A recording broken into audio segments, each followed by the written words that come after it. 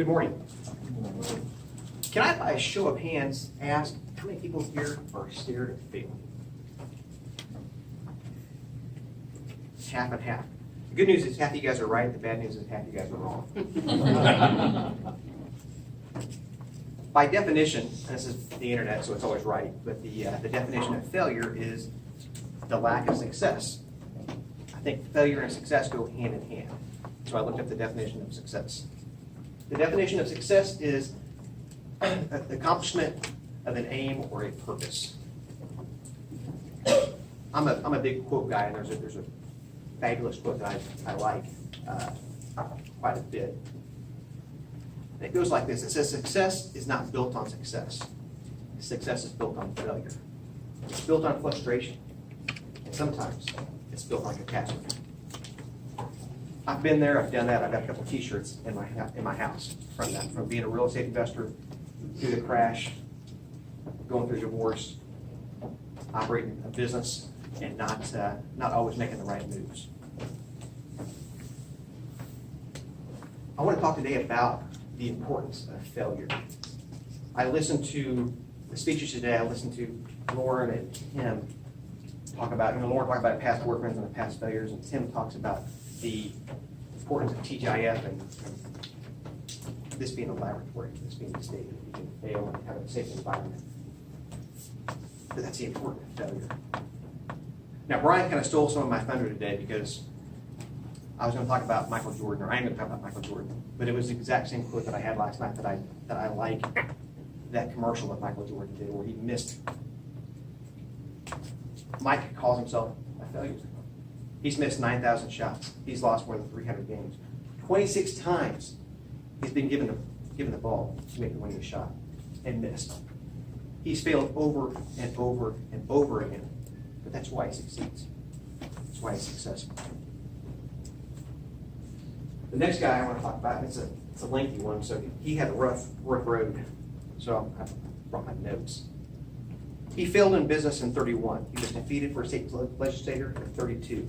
He tried another business in 33. It failed.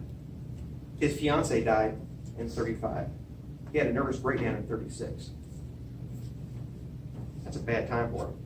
In 43, he ran for Congress and was defeated. He tried again in 48. He was defeated again. He tried running for the Senate in 55. He lost. The next year, he ran for vice president and lost. In 59, he ran for Senate again and was defeated. In 1860, the man we know as Abraham Lincoln was elected the 16th president of the United States. Through his failures, he became one of the greatest presidents. Imagine if he would have stopped at his nervous breakdown. Think about that for a minute. I don't think I ever will be president. I don't think I ever want to be president of the United States.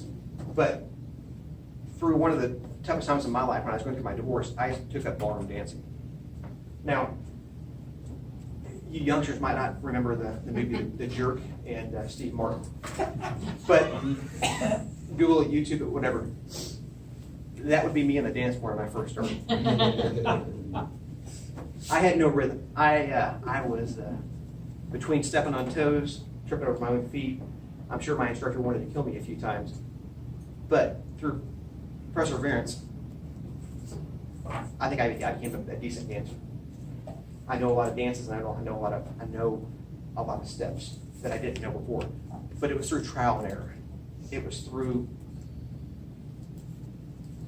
trying, failing, making a mistake, having a few oh shits in the middle of it.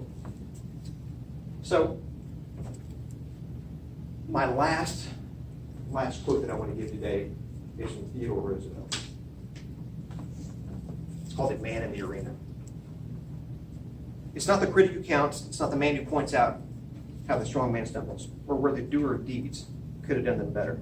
The credit belongs to the man who's actually in the arena, whose face is marked by dust, sweat, and blood, who strives valiantly, who errs, who comes up short again and again, because there is no effort without error and shortcomings. But who does actually strive to do the deeds, who knows great enthusiasms, the great devotions, who spends himself in a worthy cause, who at best knows in the end the triumph of high achievement. Or at worst, if he fails, He failed so daring greatly, so that his place shall never be with those timid and cold souls that know neither victory nor defeat. That last line hits me hard. I never want to be a cold or timid soul that knows neither victory nor defeat. If you want to be successful, whether it be in TGIF, in business, speaking, whatever you choose to do, you've got to lay it out there. You've got to be willing to fail again and again and again and learn. One thing that taught me going through the real estate crash was failure was humbling. And it was an excellent teacher. When I was successful, I was arrogant and thought I couldn't do anything wrong. I thought I had the Midas touch for a few years until I got put on my knees. And that's where the real education begins. And anybody that I mentor or I talk to, I encourage them to fail. Make a few mistakes, learn stuff.